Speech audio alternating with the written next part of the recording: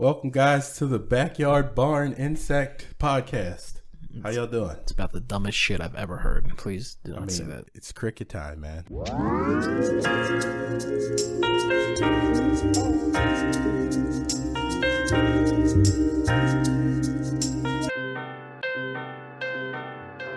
about the dumbest shit I've ever heard.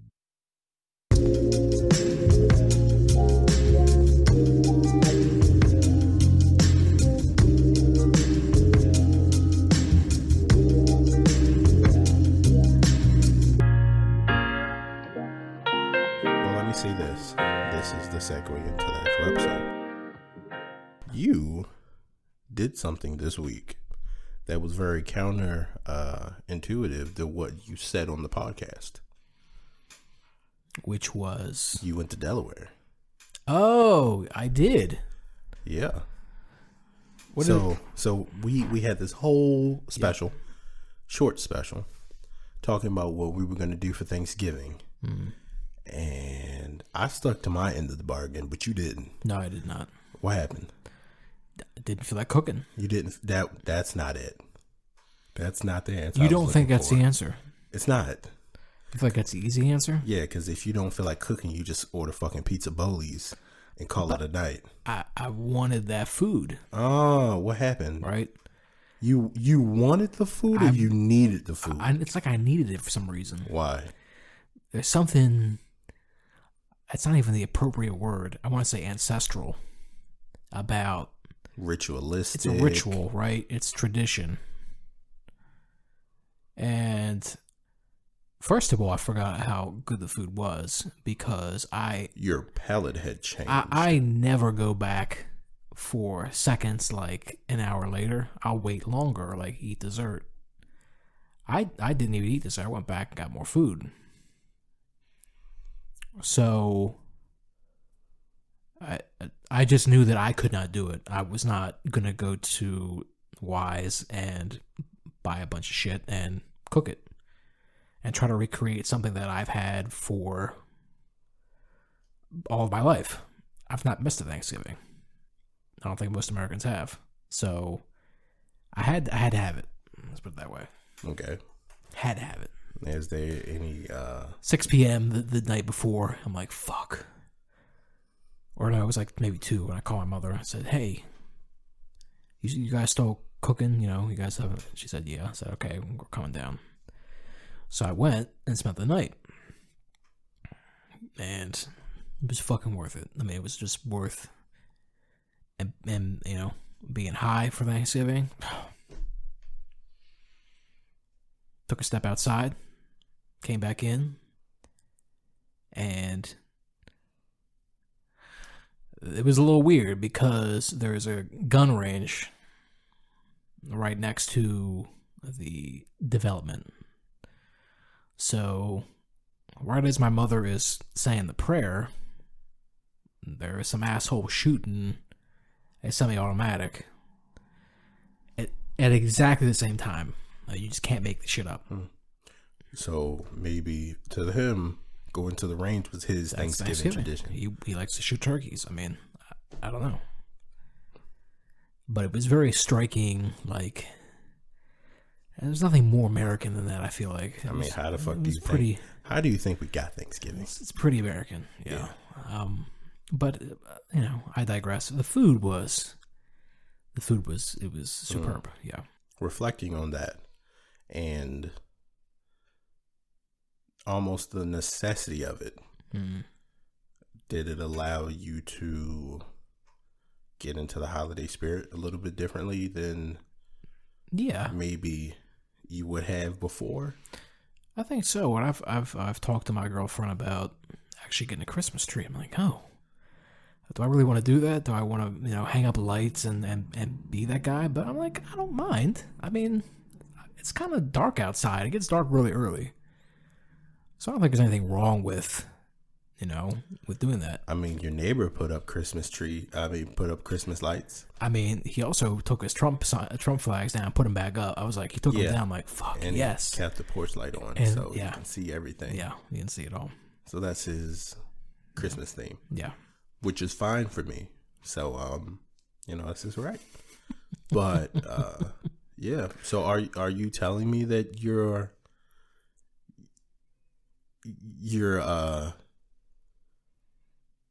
coming around to the whole holiday season? Maybe I am. I mean, I felt like you were a little bit grinchy before. Maybe, my heart grew, 2 sizes, 3 sizes larger, 4 sizes, whatever the fuck it is. When you ate that, what did you eat? What was the first thing you ate that was like, fuck, here I am. This is about to be.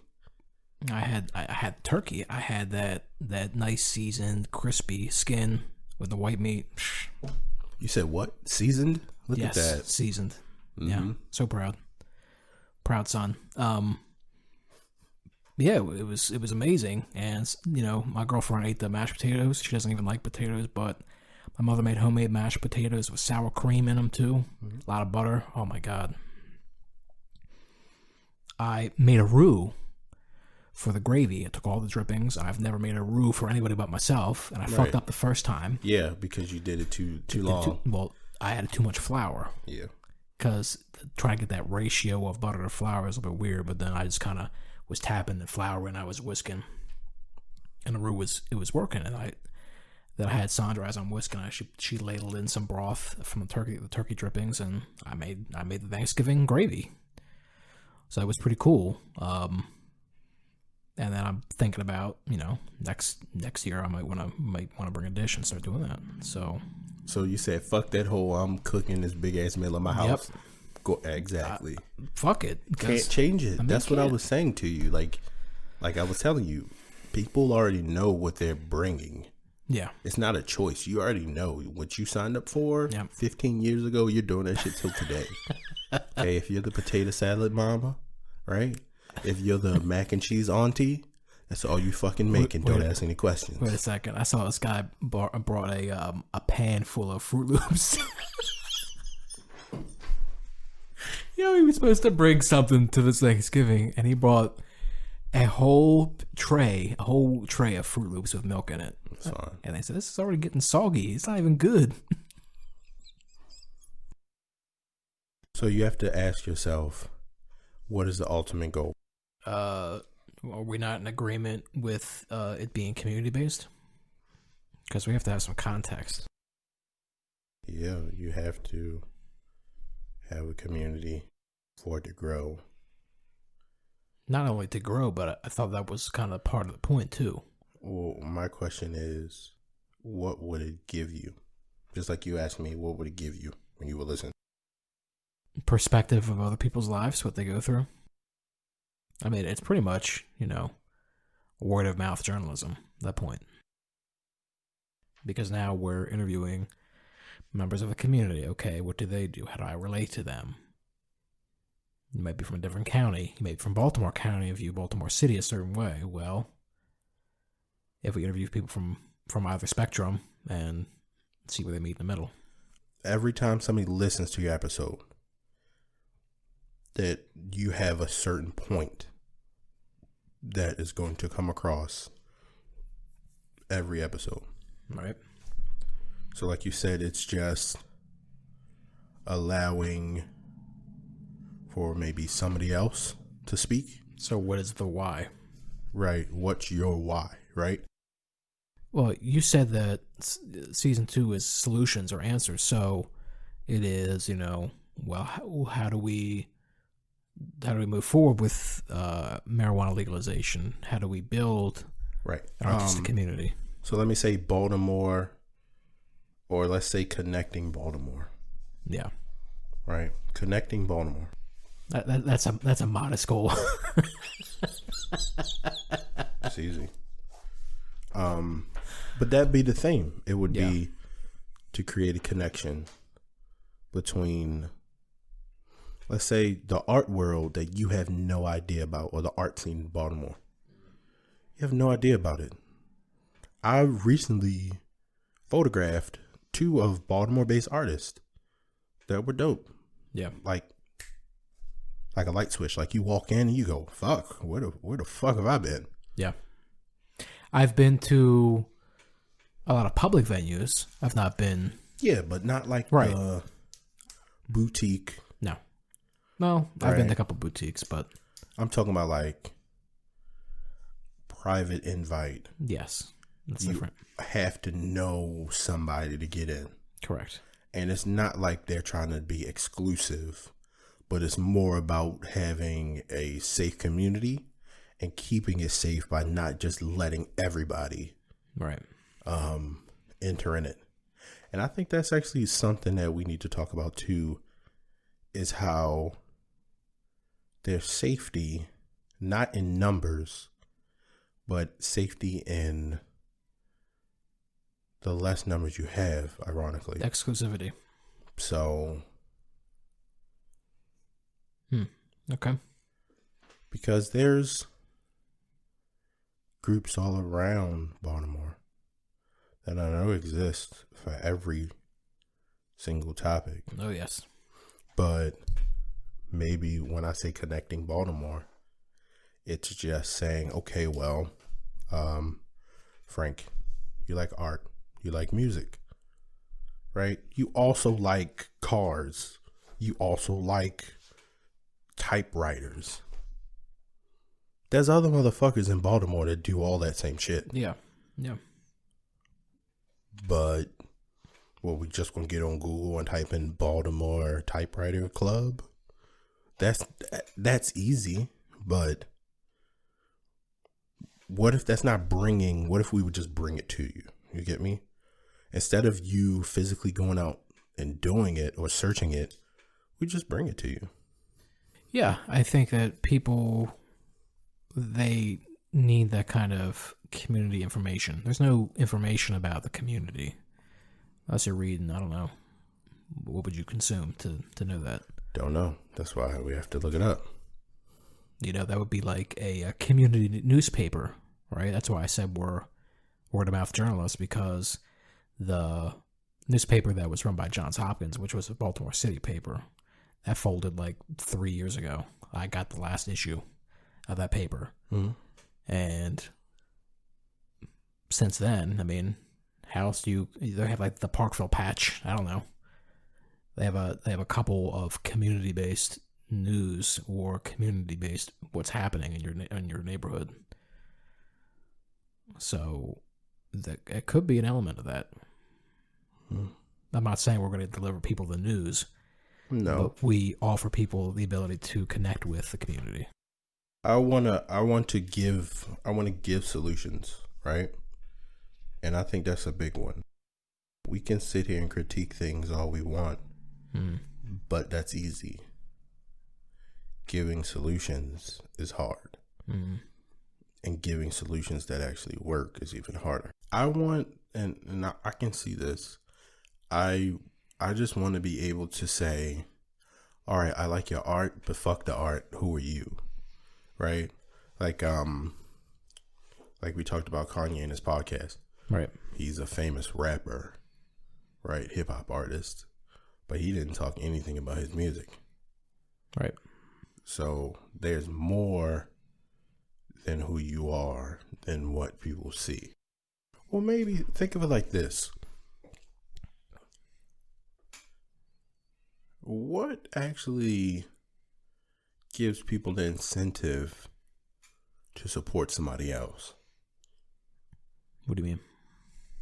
Okay, so we haven't talked about this at all this season, but I've always had this weird feeling that you're only accepted in a community if you provide a service. Okay. Like, if you suck at providing that service, then nobody really fucks with you, right? Like, your entire status in the community is what you can provide for the community. Right. Now, how can we disconnect that and just say that you don't necessarily have to provide a service, or you don't have to necessarily give anything to anybody, but just on the mere fact that you're here with us, we can work with it. Because think of it like this: a flower shop. Yeah. If people want flowers, they'll come to you, right? But that's all you do is flowers? Like that's your thing, right? Right. Okay. But is that only it? Is that all you do? What else do you actually do? Probably not. I mean, everybody has their own separate hobbies, right? Right. That inspires that. But that's what I'm trying to get at. Like, we aren't just our jobs. Mm-hmm. Like, we do this weird thing where we look at somebody and we judge them off of the content they create. But it's so much deeper than that. And they only push out something that they think will help the community, but that's not always who they are, if that makes sense. Yeah, I do think about that sometimes. I tend to only do that depending on what am I trying to learn about this person. So if I really want to learn about this person, yeah, I'll do that. But in the moment of, okay, this guy is playing music, in order for me to be in that moment with him, I have to just accept who he is in that moment. Like, I don't know his backstory. He could be a serial killer. Like, I don't know. There could be any number of things that he has done or whatever. He could be a fucking brain surgeon. He could be a brain surgeon. He could work at the vet and help rescue puppies. Like, I don't know. But I just know that right now he's playing the saxophone and it sounds pretty good. And I'm going to tip him $5 and he changed my mood. So I think that's what I'm going to start looking into. It's just...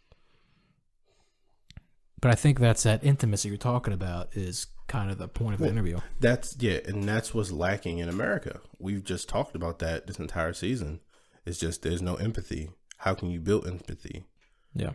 Not from just the face value of what you see. Right? Right. For poets, do you read their bio first or do you read their poem first? Poem. But without their bio, you don't even understand the context of their poem, do you?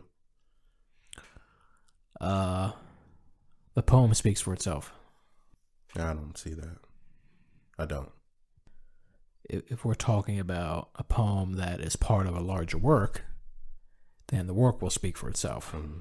Well, just like you said that, a plate, like a chef, you just eat one plate. What's that context, right? That moment. But that could be a meal that he had his whole life, and he's put his entire life on that plate. But until you know who he is, you're only taking at the value of what it gives you, right? You understand what I mean? So 2 things about that. To have that kind of information, you have to have access. And what that means is that if he's famous enough, then you can certainly read about him. People that are famous enough will read about them. And if he, there's a number of pasta places downtown. Well, there's one in Hampton called Grano Pasta Bar. It's okay. It's not my favorite, but they are of the neighborhood. So you could easily ask about the chef in that kitchen, right? And I think that what we will be doing is kind of neither matter. Like if you're famous and you're from Baltimore, or you're not famous and you're from Baltimore, it doesn't matter. Like, let's talk. Because at the end of the day, we're all from Baltimore. Right. So, yeah. I always just thought about like the context of things for me is where I find the importance. We talked about an album that came out recently. Yeah, but hold on. I want to make clear about what I said about the poem. So, when I say the poem speaks for itself, that's all I got. I don't know who you are. You maybe came to an open mic. Maybe, I'm reading your poem on a podcast and this is all you have. They don't know who Audre Lorde is. I mean, I tell them at the beginning of the biography, but if I didn't do that and I just read the poem, right? If I didn't even introduce the woman who wrote the poem, and I sat here and I read your poem about dragging your son across the desert and you thinking about raping an 85-year-old white woman, it's different context, right? So I guess it depends what we're trying to do, is what I'm trying to say. But the work speaks for itself. I don't know how else to explain it to you. Yeah, I'm still in disagreement on that. You're fine. You're good. Don't worry about it. So, So my whole thing was, without the understanding of who that person is, you'll never really appreciate their work. Because have you ever not liked somebody before you actually knew who they were? Oh, yeah. And then you learn about them, and you go, damn. They're pretty cool. Why the fuck did I hate this person? Because prejudice. Right. Prejudice, ignorance, all of it. But then you understand where the person came from, understand what they went through, and then you go back and listen to what they say. And sometimes you don't like them that much more. It could be worse. That's fine. like Candace Owens, right? Like, I heard her shit and then found out she was actually a part of like a huge, scandal where I think it was like the governor or somebody high up in the political realm son said some racist shit, right? And all of the black civil rights leaders came to her defense. And ironically, they did that and helped her. She got called these racist words, but then somehow she grew up to talk shit about the same people that helped her. Wow. So the context exactly is extra fucked up, but that allows you to actually have a real opinion about that person, not just on face value. Yes. So it depends what you're looking for. If you're looking for, and if you're talking about the why, if you're looking for an in-depth knowledge of everyday people that are local to the community that you are a part of, or maybe you visit, if we have people in Baltimore City and you're from the county, you come down on the weekends, it's a little bit different than you live there. So we can introduce people in that way. Why does it have to be in the city? It doesn't have to be in the city. I'm just using it as context. Yeah. So I just came from Westminster today, and I can't lie, it was pretty shitty. Really? In my eyes, it was. But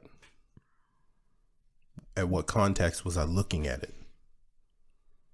It's a lot of land. A lot of land. Doesn't look like a lot of development, right? Doesn't always look like it's built up like it should. It kind of reminded me of like the ghettos of the city. Really? Where it's no investment. It's just barns, right? Land, houses, structures rotting away. Like a time past that's just been ignored. So what's the difference? I actually grew up partly in Westminster.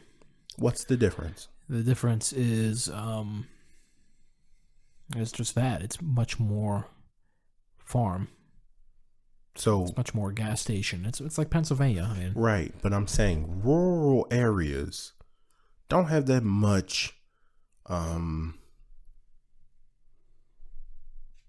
stimulus besides the people that just live there. I think that they probably look for something different than that. I think people probably are there because they can get 5 acres for the same price they would pay elsewhere. I think you're missing the point. No, I'm hearing you, yeah.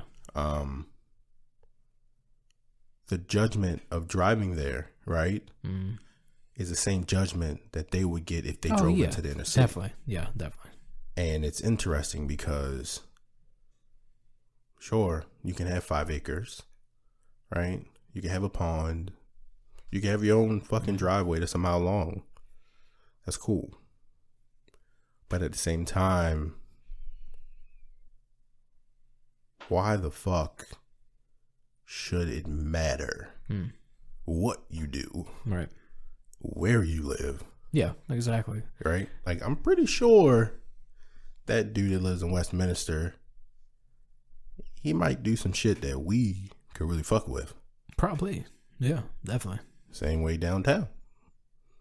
It's just that's why I tell you oftentimes I am the 2 feet in 2 different rivers kind of situation, because I think that it's pretty cool that a lot of these guys know a lot of shit that I don't know about, that I can fix shit. Oh, I can take care of things. That's cool. But then what else do you do? I mean, no, and this is what I was really thinking about earlier. It's weird because we have like these 2 different rivers you talk about. Mm-hmm. So say I'm a mobile mechanic. Okay. A job was like, all right, so what do you do? I'm a mobile mechanic. Right. All right. Are you certified? No. And she was like, oh, you're not certified? Since when did a certification mean anything to a person that was in need? Right. If you provided a service back then, it wasn't like, oh, you got to go through this, and that. No. But a shade tree mechanic has been doing this for hundreds of years. Mm-hmm. But when I do it in the city, it's like, what? I'm slumming it. You got to be certified. You got to go through all the bureaucracy. Yeah, you know where that comes from, right? Corporate, yeah. Increasing the bar of entry. Mm-hmm. But at the end of the day, we're all just trying to help people get by. Trying shit out. If you got $50 to get your brake pads changed, $40 to get your brake pads changed, $20, there's somebody that will provide that service. Everybody's not fucking going back to the dealership to get their oil changed. Nope. Right? And when I wrote that down, I was ashamed of it at first, but now I see that I do it in pride. Because it's like, yes, I've tried to help my community by doing this stuff. I've tried to do it cheaper than the next man, but do it with intentions of love, respect, and not to just cheat people out of their money. Right. We all know that one mechanic. That's why everybody gets a bad rap. You tell me a bad lawyer. Right? But yeah. You don't know any. I'm sure somebody does. Exactly. Somebody does. You show me a bad doctor. We all got people fucking shit up for everybody. But it doesn't mean that all of us are shitty. Maryland Investors page on Facebook where people will always post if somebody had a bad time with some, that shit is some hilarious. I would laugh my ass off. The guy said it, I can't remember who said it best. He said, you do a good job, you get 10 recommendations, right? You get recommended to 10 people. You do a bad job, 100 people can know that you fucked up. Everybody gonna know. Everybody. So shit is kind of sad though. I mean, people spend this kind of money, they get fucked over like that. It's not. Well, guess cool. What? It's not cool. But at the end of the day, what is it? Just business. Exactly. Just business, bro. Fuck. Don't get mad. It's just money. I didn't kill you. I just stole from you. That's how people think. I mean, that's like still a right. All the 10 Commandments shit. You've heard the fuck the 10 Commandments. I'm talking about these 10 Benjamins, right? Fuck that. That's how people think. And that's crazy because separation of church and state. Oh, it's separated all right. Because you can go and pray on Sunday, put that shit in the basket. And then when you go back to get your taxes, you say, yeah, run that tab up in that church. Yep. Write that off. Yeah. God really helping me. 20% tithe? 20%? Hey. 10%. 10%. Right. You can do 20 and you can get all that written off. But yeah, so we've got this weird thing going on. And what I was saying was, I walked into a Napa today. Everybody in there white. I say hello. What the fuck is Napa? Yeah, you're not a part of that world, so you won't understand. Is that salad place? I'm sorry. Just stop. I'm asking the question. No. What is it? Napa is like AutoZone. I'm going to look it up. Hang on. You don't have to look up Napa. Oh, yeah, the auto parts. Yeah. Okay, I know what you're talking about. Right, that's like me looking up linguine. Like, It's a thing. Just accept it, right? It's a type of pasta. It's a type of auto parts store. So I walked into this Napa, right? Tiny place. No bigger than your first floor. And I see 6 people working in there. Small town. Reminds me of smaller, poorer areas in Baltimore. Right? Nice. Say hello. Get my stuff and I leave. Okay. How is that any fucking different than anywhere else in America? Nothing, right?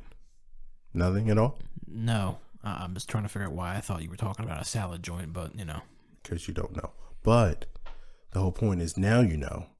And what I was trying to say was, you tell me if anybody in there was prejudiced. At the auto parts store? Right. I mean, there's prejudiced people at the auto parts store up the street. Exactly. But we're in a rural town where I'm pretty sure I drove past your house and you got a Trump flag. Oof. Right? But in that moment, my money works just as good as everybody else's. Yep. And that's one of the things I was getting in the mindset of is, you don't have to respect me anymore. I'm okay with it. But you respect that money I give you. Yep. There you go. And you gonna take it because you need it. Yep. So who cares now? You can have Trump flags out in front of your house with Christmas lights, like holidays and Trump are a thing. You can do it. But when we transact, it's all about money now. That's it. Why does rural money seem different from inner city money? That's my question. That's a good question. Because the people in the rural towns, that money stays there. City, you go to these bodegas, Chinese restaurants, liquor stores. These motherfuckers live in Westminster. And that money is gone and is never coming back. Yep. So that's what I'm thinking of. When I gave them that money, I'm never going to see that money again. What I really want is to be able to do that in my community. And that money comes back to me somehow. So it can be recirculated. Within that community. So it can be self-sustaining. Because there's nothing worse than having a great art piece. And the art you create, the poetry you create, the food you create is too expensive for the people that actually support you. Right. And you have to sell out to somebody else. This weekend, there was a race for Formula One. And I witnessed, just like everyone else who was watching and people later on Instagram and all other social media sites, watch one of the most horrific accidents we've ever seen in the history of Formula One. We're not normally used to seeing a Formula One car crash and burst into flames immediately. I watched it and I was traumatized. Like hysterical. Maybe I shouldn't use that word because that word is rooted in a lot of, let's just say I was traumatized to the point where I was walking around almost in tears, shaking my hands, thinking about we almost just watched a man burn alive on live television. Yep. And the risk that these men take every time they get into the cockpit of these high-powered performance vehicles. Fastest cars that will ever drive. And I said something that in the moment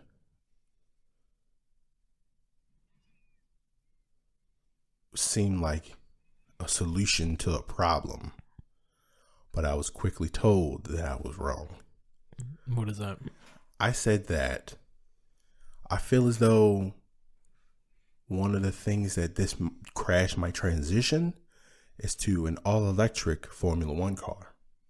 And that the fuel that is used in the car is too volatile, and when a crash happens in such a way that it did, it could happen again. And unless we figure out how the fuck to stop it, it's going to be all electric.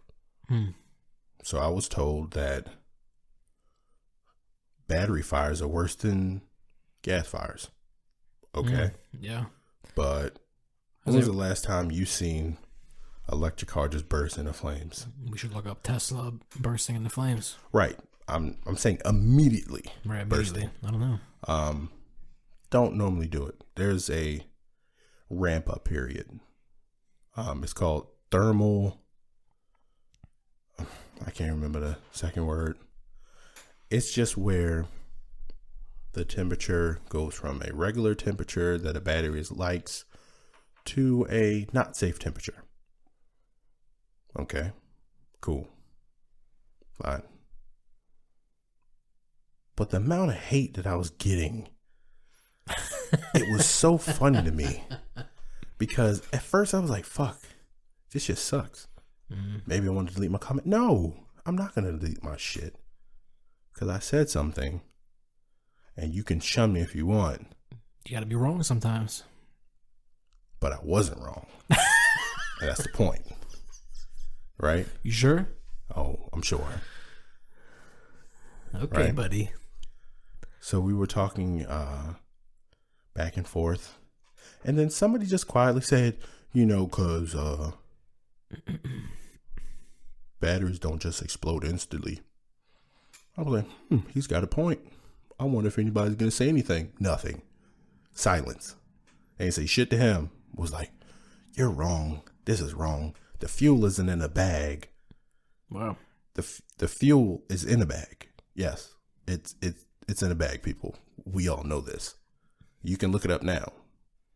You can look up all of the properties of the bag. Y'all don't have a problem with that. Y'all don't want to make it better for the future. And it was just like the resistance was, it wasn't stifling, but it just shows how people don't think that far ahead. Well, I wonder if Twitter is a special case study, because if you had said that out loud at a variety of other scenarios, right? You might have said it to, let's say you work for Formula One, and you sent it to another mechanic who works on the cars, right? That would have more impact than putting it on Twitter, and then people. Twitter is like that area where people that's where people go to judge, and so I think what affords us in this podcast to present people's lives without judgment, right? It's a unique space to be in. People will certainly they will form opinions of people, but it's not like this, like vitriolic, we go back and forth and we just, whatever. Like all you are is a statement that you made. That's it. All Nate Robinson will be is the guy that got knocked the fuck out by some white boy. I mean, that's just dumb to me. You can't say white boy. I can say white boy. Okay. That's racist. It's just dumb. It's just dumb. You know what I mean? Yeah. Well, that's the whole point. That's all the internet is just snapshots of times. So I mean, it's funny, but it's just like, okay. It's at whose expense is it funny? But it's like funny for a week, right? We can laugh about it for a week and then that's it. But after that, it's just kind of like whatever. Once you become a meme, you never die. True. So it's true.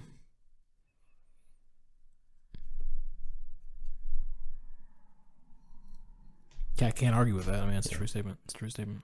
Yep. No, it just got me thinking about how terrible social media is, and how one statement can be the only thing somebody reads of you, and they can form an entire opinion about it.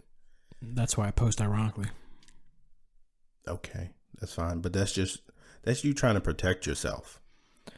I mean, what is social media but a way to present yourself in a positive light that would protect yourself? I mean, no, fuck that. I don't do that. Look at my Facebook page. People do that. I don't post shit just to be cute. But people, I'm not saying that. People post, either they limit what they post. I mean, certainly people are not posting their entire lives, right? And that's pretty much it. I don't have to go any more deeper than that, because the simple fact that if anybody would, and they were out laid bare for everybody to see, people wouldn't do that. But would you say this podcast is just us bearing our souls? In some way, but like it's not an in-depth, like nobody knows all of my life. I don't even know all of my life. Motherfucker, second episode you talked about how you fell in love with weed and psychedelics. True. That's bearing your soul. I mean, that's a lot. I'm not saying it's not a lot, but what I'm saying to you is that we don't get the full picture. Like, we just never will. So we're adding little pieces to it each time. Right, but that's the whole point, right? That's the whole point in allowing somebody to have the time. Yes. To say anything that they want. Right? Right, wrong. Doesn't matter. Okay, so we are a platform that allows people to speak. And for everybody else just to shut the fuck up. Done. And if you want to talk, you got your turn. Done. All right, good night, everybody. Good night. No, but seriously. Yeah, that shit was really stupid, because the aftermath of it was you sent me a message about Ricardo, how he was critiquing Hollywood, right, for continuously showing the crash. Right. And there was actually one of the racers that said, and he's one of the well-known racers, he said, if you're a race car driver and you saw that crash and you didn't want to race that night during that race, you should never race again. Wow. And people were like, holy fuck, how could he say that? Damn. I can see the truth in it, though. Well, and see, that's the nuance, because you have to understand who he is. You have to understand how young he is, and you have to understand where he comes from. His father is a racer, and people don't know who I'm talking about. There's a Red Bull racer. His name is Max Verstappen. Okay. One of the up-and-coming young Formula One drivers. His father is also a Formula One driver. So he's been around the sport his entire life. He's been racing his entire life. And that fearlessness, he just exudes it. Right. And that statement, taken in the context of just regular humanity, that's fucked up. But at the same time, as a racer, that's in the back of your mind. That's why you put on all of this racing, all this protection while you race. Right. You don't wear 3 layers of fireproof material just to fucking wear it because it looks cool. It's in case of a fire. And that's what we saw. Romain Grosjean, which is the man that was in the crash, I watched it live, 30 seconds. He was almost in the flames for 30 seconds. Holy shit. And that was what was traumatizing to me. How many breaths do you take in 30 seconds? I don't know. A number of them. You've never counted, have you? No. I want you to just at a random time, tonight, tomorrow, just time your breath. I do every time I meditate. I breathe in and out for 30 seconds, actually. So I guess I do know how long it is. How many do you think? It depends what state of mind I'm in. Mm-hmm. So I'm in a relaxed state, so it goes by pretty quickly. And you may do like 5 breaths, maybe 5 or 7, something like that. Okay. You are driving at 150 miles per hour. You change, not lanes, but you change your position on track, get clipped in your back wheel, and you hit the barrier going 130 miles per hour sideways. Shit. And you are instantly on fire. And the empathy that I had for that, like I felt it. I don't know why. I don't know how, but to me, when I saw it, I actually felt like I was inside that car at that moment. And I could just imagine what it looked like from his eyes. And that's what scared me. But then for Verstappen to be like, bro, you're not a racer. Maybe I'm not a racer then. Because if I saw that and I was scared, then maybe putting my life on the line like that isn't the way. It was interesting. And I showed you something later where one of the Formula One pages that I follow on Instagram, they posted 2 pictures. They posted him coming out of the fire, and then they posted a link saying we have a Discord for anybody that needs to talk about it. And I was like, wow, look at that. It's pretty cool, actually. That's amazing. There's a community of people that is international that uses the same platform we do, and they're using it in a way that I've never thought about. Group therapy, having somebody there to talk to you. Yep. I thought it was very cool, and I thought it was inspirational, because we think of Discord as like gaming. It is for gaming. So it was Twitch, and then they have all these free sessions. People go in there and just do whatever the fuck they want. And it was cool. Yeah. I was proud of the internet for once in my fucking life when I saw that. That's cool. You know? So, more of that, less of the fucking people talking about batteries exploding. Oh my God. I was like, open your mind to the thought of a battery that doesn't explode. Just open your mind. I can't believe that was getting into these random lobby queues with these people trying to play Among Us is just. I like it. It's interesting, and some part of it, maybe I'm grinchy like that, and it just kind of annoys me. I don't know why. You're an old man. Am I? Sorry, bro. Fuck. You just need to start doing kid shit again. Like what? Put a Christmas tree up. Shit, that's adult shit. What do you mean? No, it's not. That shit is adult shit. You tell me what grown-ass man wants to go to the fucking forest. Exactly. You tell me what grown-ass man wants to go to the fucking forest, cut a tree down, and then put it up. You tell me. Yeah. No, that's a kid. Fuck. I was about to go to Home Depot and just get a pre-lit. Why? Because why? Well, what? It's easy. Just it's done. Why would you half-ass something? It's not half-ass. It's unless you are allergic. I think I might be. Have cats or dogs. I think I do. Who are most likely fuck it up. Right. You have no excuse other than you just don't want to do it. You get in the tree? I can't. Have you ever seen my cats? True story. That's a no. That's a hard no. I might get like the little one that you can like put on the wall. Right. And just have like a flat image of a tree. Oh, wow. Yeah. That might work, but anything else, no. Consider it already destroyed before it even gets into the apartment. They sell Christmas trees right over here. Like not even 2 houses up. So why don't you go over there and support your community? I could, and then I'd have to get a thing for water. What do you mean support your base? You got a fucking spare tire in your trunk. Throw that shit on the ground and put the fucking tree in the middle of it. Outside? You bring the tire in the house. I ain't bringing a fucking tire in my house. That's a man's Christmas tree. Oh my God. Okay, all right. I'm just saying, I know it exists, so. I mean, I could do that, but I'm going to just buy a base for $5. Right, and then you get a flat tire and your fucking spare tires in the house on exactly. Your tree. See, you know, you can't do anything without consequences. Just saying. I think we're done. Why?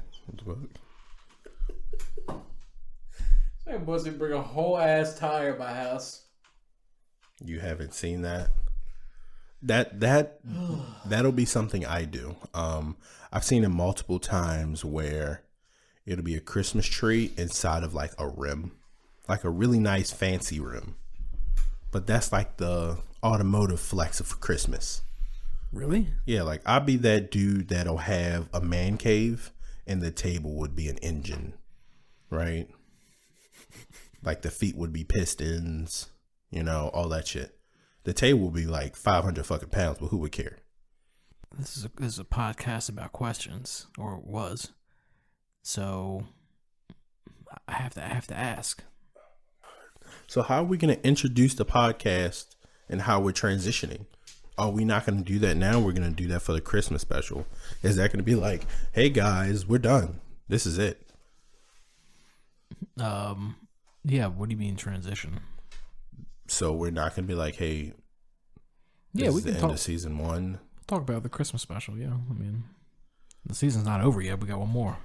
Okay. Well, I mean, we still haven't talked about the book we were reading. So, yikes. I don't know how that's supposed to go. This was supposed to be about racism in America.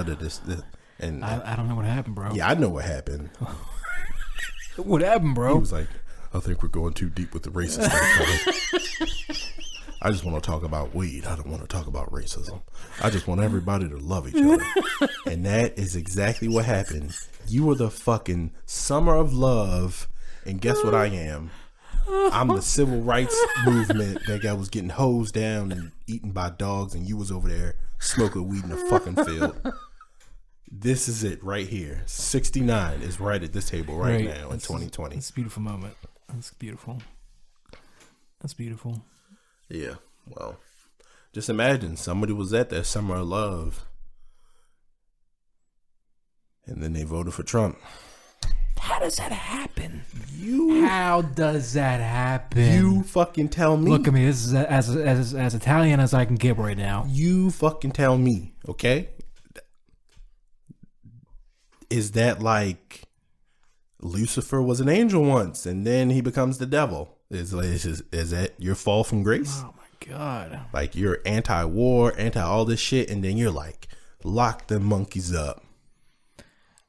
I just don't know. I don't know how they switch like that. And it's even more fucked up when it's like it affected people you know. That's the shit that really I don't get. Well, maybe when they were, you know. Look, 1969 was a long time ago. Okay? Exactly. Right. It was a long time ago. So, just like everybody's got skeletons in their closet, that was one of their skeletons. Yeah. Right. And they just that was a past time. That was. I guess, but they obviously didn't do enough drugs to continue on. Yeah, exactly. And I think that's the point here is, Summer of Love is one summer. What the fuck other summers? What are you doing the other summers? What do you working that corporate job? You work a corporate job. You can't smoke weed anymore, and you start going to church, and there we go.